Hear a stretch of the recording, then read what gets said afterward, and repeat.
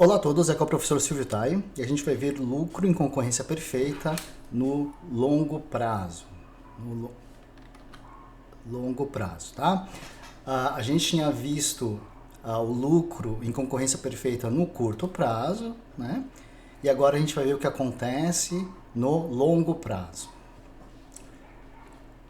Então a gente vai partir dessa situação em que houve um lucro, né, no curto prazo, um preço foi estabelecido aqui no mercado, né, de rabanete de 40 centavos aqui nesse plano cartesiano da esquerda, né, e esse preço de 40 centavos quando transferido aqui para o interior de uma firma, né, nesse plano cartesiano da direita aqui, nos faz enxergar que é um lucro, né, no exemplo aqui de R$ 988, quando a gente olha para uma firma só, né? Então a gente pode pensar que as outras firmas são iguais a essa firma, né? Que há muitas firmas e muitas firmas iguais. O que acontece é que todas estão tendo um lucro nesse mercado. Agora pensa, traz isso para a realidade, né? Quando tem um setor específico, né? Um ramo específico que começa a ter muito lucro, imagina então se as churrascarias começam a dar muito lucro, isso vai atrair a entrada de novas churrascarias, né? Novos empresários vão se interessar por esse ramo e vão tentar abrir empreendimentos no ramo para se aproveitar do mesmo lucro, né? O que acontece? Esse lucro, então, é um lucro de curto prazo, tá, pessoal? Porque a gente vai ver agora o que acontece no longo prazo. A gente não precisa desse plano cartesiano central aqui, né? Então eu vou usar só os dois das extremidades e vou aproximá-los para ficar mais fácil de visualizar. Muito bem. Com a entrada de novas firmas, né, a curva da oferta ela vai se alterar. A gente precisa lembrar agora de uma das primeiras aulas, tá? Vou trazer até o slide dessa aula, né? Olha. Fatores que deslocam a curva da oferta, né? Número de fornecedores é um deles. Então, se o número de firmas aumentar, a oferta vai se deslocar, né? No nosso exemplo, se o número de churrascaria aumentar, a oferta desse setor vai se deslocar para a direita, né? O número aumentou, se desloca para a direita, aumentando a oferta. Vamos tentar enxergar isso aqui, né? O que isso quer dizer? O que isso quer dizer, né? Se a curva da oferta se deslocar para a direita, quer dizer que é um aumento da oferta, quer dizer que para o preço de 40 centavos, você vai ter, em vez de ter 10 milhões aqui de rabanetes, né, no exemplo aqui, você vai ter 12 milhões de rabanetes sendo ofertados, né? Por quê? Porque você tem mais firmas e você tem uma concorrência maior. Então, mais firmas estão dispostas, devido a essa concorrência, a oferecer rabanete pelo preço de 40 centavos. Então, você tem um deslocamento para a direita, né? Vou fazer um pouquinho mais, tá, pessoal, para ficar mais visível. Vou deslocar bastante aqui até chegar em... Esse lucro é um lucro de curto prazo. E ele é chamado assim por quê? Porque ele não vai durar. A gente vai ver agora esse lucro, ele vai diminuir, né? Ele vai atrair novas firmas, que vai aumentar a concorrência nesse setor e vai fazer com que esse lucro diminua, né? Ele vai passar a ser zero quando? No longo prazo, né? Por isso que a gente diferencia curto prazo de longo prazo. Esse lucro de R$ 938 é um lucro que existe no curto prazo, né? E aos poucos, com o tempo, ele vai deixar de existir e no longo prazo ele vai ser igual a zero, né? Vamos ver como isso acontece, tá? Olha, para entender isso, eu não preciso aqui desse plano cartesiano central, eu preciso só dos dois planos cartesianos dos extremos, tá?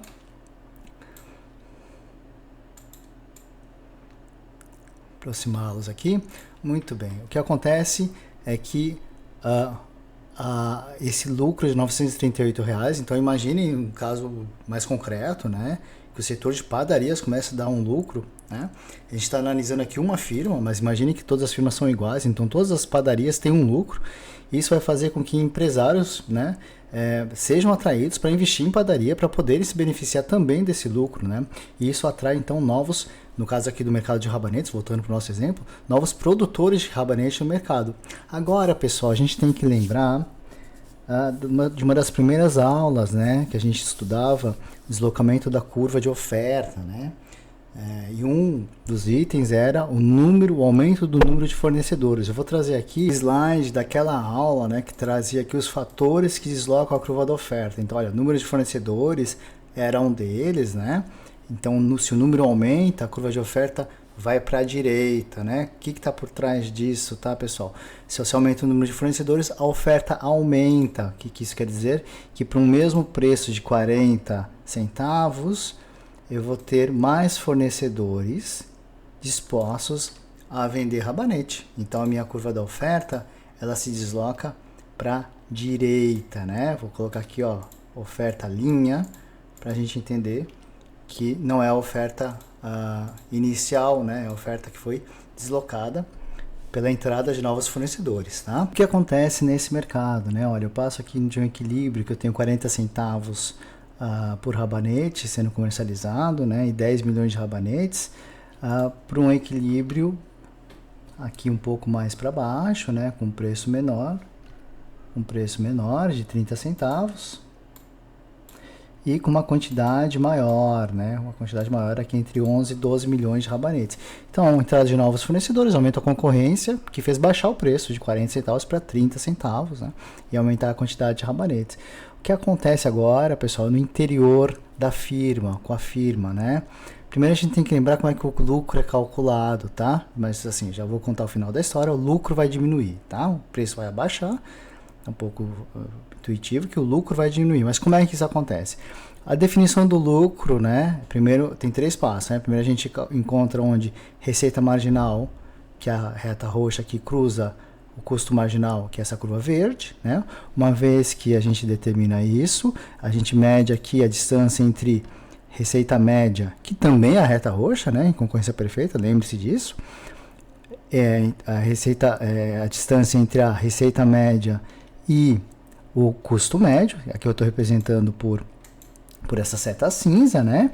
E aí o lucro é calculado pela área do retângulo definido por essa reta cinza e pela quantidade de produção total, né?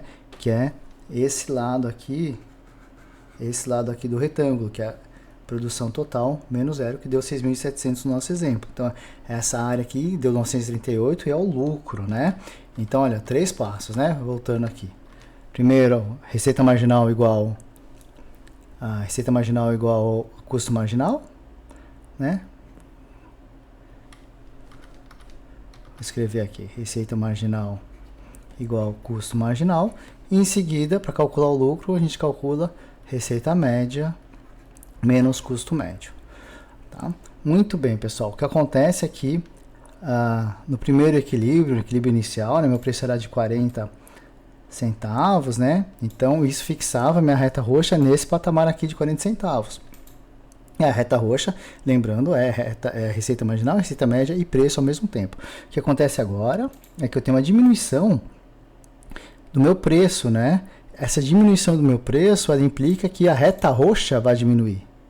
A reta roxa não vai ficar aqui em cima, ela vai diminuir, porque a reta roxa também é o preço e o meu preço diminuiu para 30 centavos, tá? Então, eu vou ter uma redução, né? Antes era aqui em cima, né? Ó, antes era aqui em cima e agora é aqui embaixo, modificou. Então o lucro vai se modificar também. Esse lucro aqui de 938 não vai ser mais o mesmo, né? Essa altura aqui não vai ser de 14, vai mudar, né? Vamos tentar fazer um zoom aqui para a gente enxergar como é que isso acontece. Olha, então antes essa seta cinza aqui marcava a altura, né? A diferença entre custo médio, entre a receita média e custo médio. Agora a receita média, que também é a reta roxa, está aqui embaixo, tá?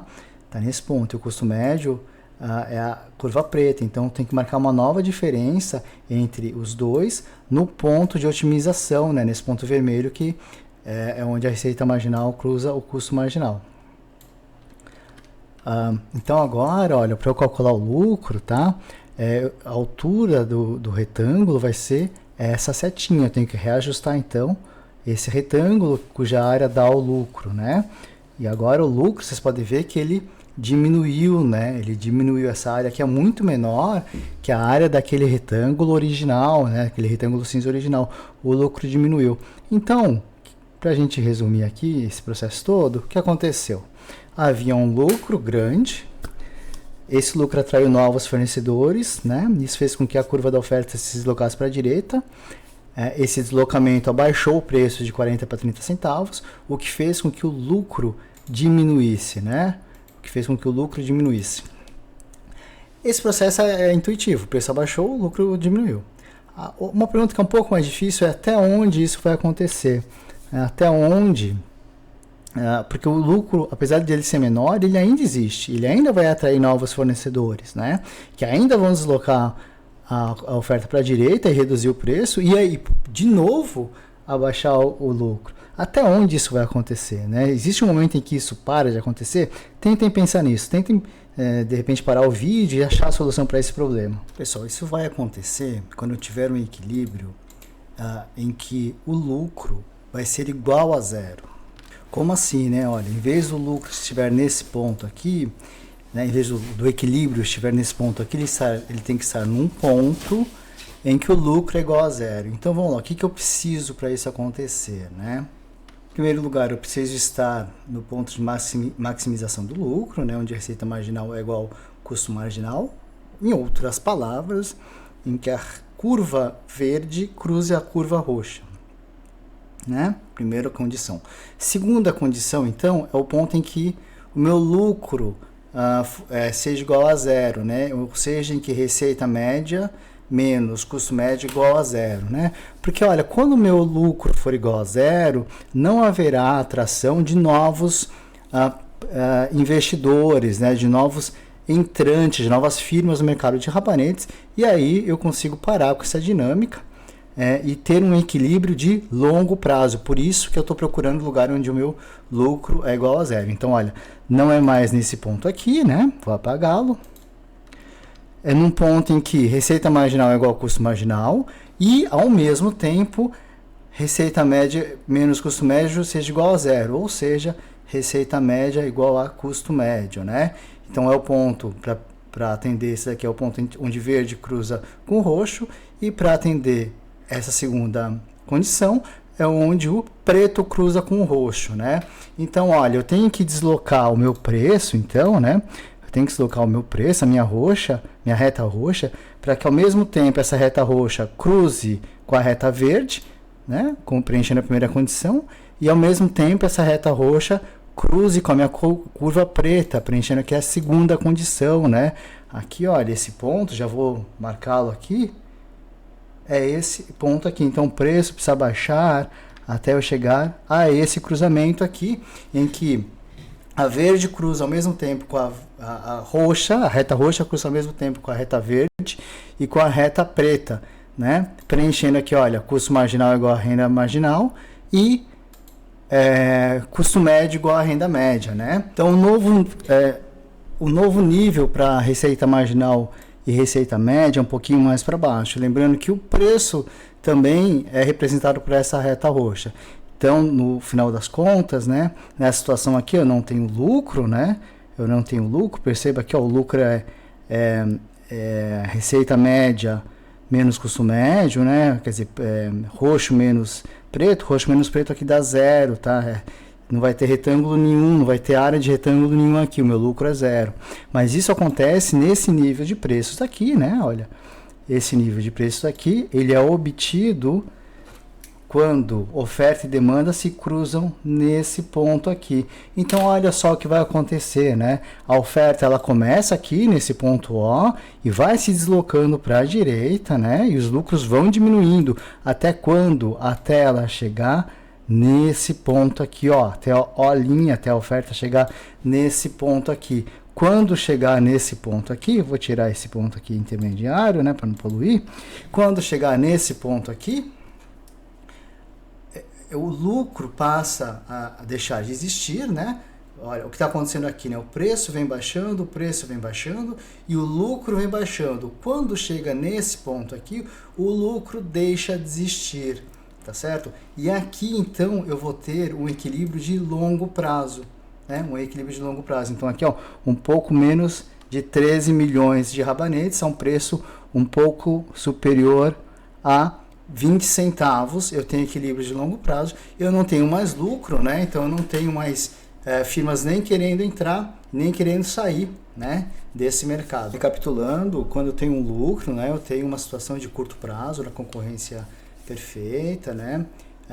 E essa situação ela vai se alterando até que eu chego ao momento em que eu não tenho mais lucro, e nesse ponto eu passo para o regime de longo prazo, né? E a longo prazo por quê? Porque ele é estável, ele não vai se alterar mais, não vai ter mais entradas de firmas, ele vai permanecer estável ao longo do prazo, por isso que se chama de longo prazo. Pessoal, vamos ver agora o que acontece em concorrência monopolística quando a gente tem uma perda no curto prazo, né? Então vamos ver a situação, olha, parecida com a anterior, mas que o mercado tem estabelecido um preço bem baixo aqui, né? Entre 10 e 20 centavos, vamos chutar aqui uns 15 centavos aqui, né? Olha, e que tem estabelecido. Lembrando que lucro igual a receita média menos custo médio vezes a produção total. O que acontece aqui é que esse retângulo cinza, um dos lados dele vai ser exatamente o custo médio menos a receita média, né? O custo médio preto, curva preta, a receita média reta cinza. E o outro lado, né, vai ser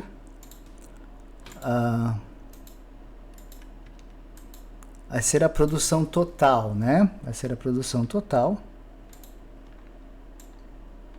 Então, um dos curva se desloca para a esquerda, né?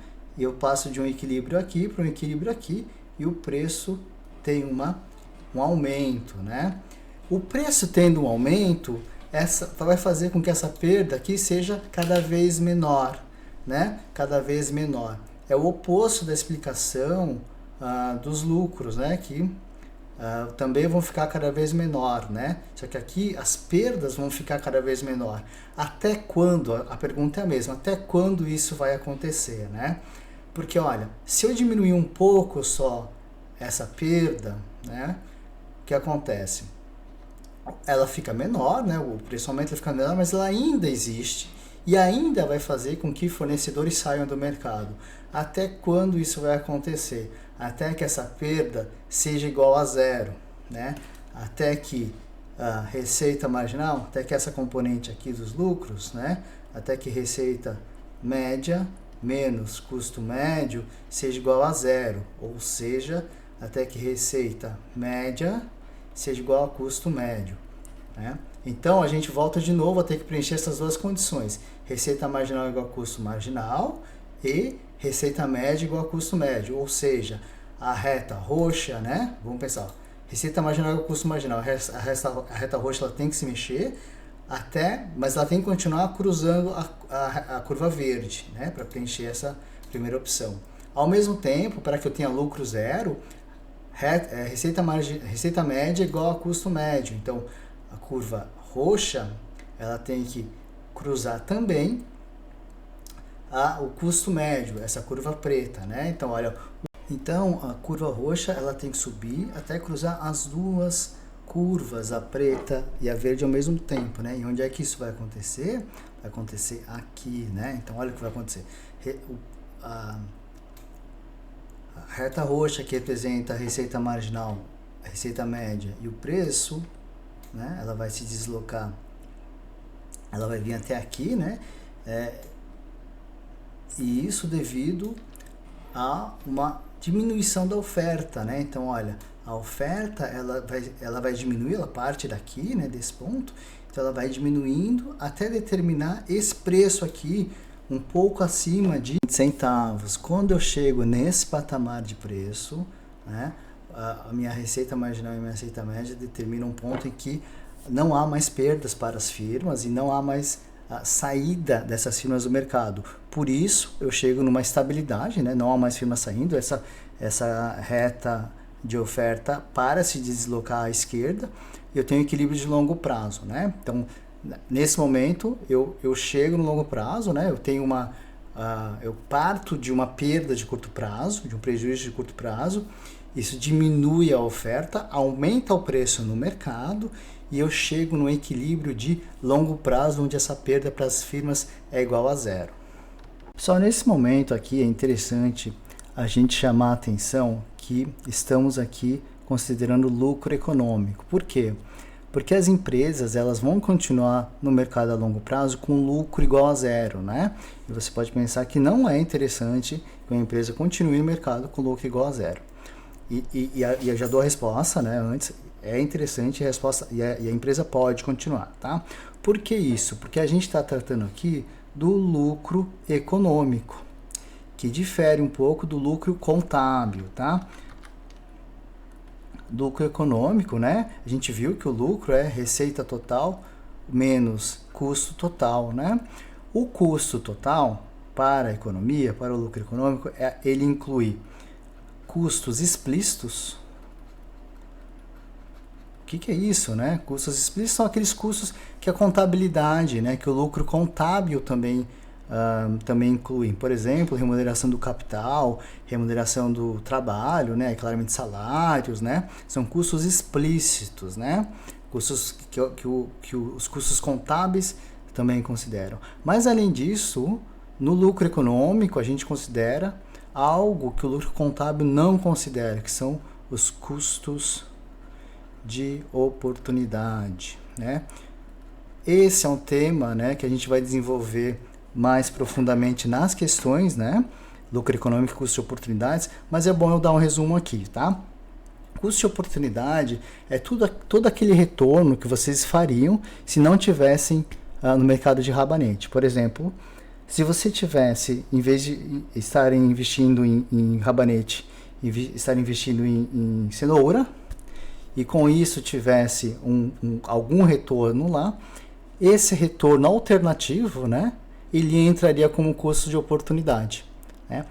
O que isso quer dizer? Que quer dizer que se você tiver lucro econômico igual a zero, é que no mínimo você vai ter o mesmo retorno que você estaria tendo na outra atividade, na plantação de cenoura, né? Então você cobre esse investimento alternativo se você tiver lucro econômico zero. Por isso que as empresas com lucro econômico zero podem continuar no mercado, porque no mínimo ela cobre aquele retorno que ela teria fazendo outra coisa. Então ela não tem razão para fazer outra coisa, outra atividade.